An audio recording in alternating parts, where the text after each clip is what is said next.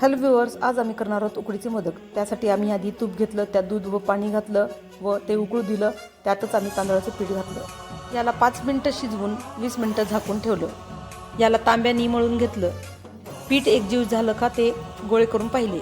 नंतर आम्ही एका कढईमध्ये तूप घेऊन खवलेला नारळ टाकून त्यात गूळ, ड्रायफ्रूट्स व विलायची जायफळ पावडर टाकून खरपूस रंग येईपर्यंत परतून घेतलं व हे सारण थंड झाल्यानंतर साच्याला तूप लावून त्यातच आम्ही मोदक तयार केले व एका पातेल्यामध्ये पाणी कडक करून त्यावर चाळणी ठेवली।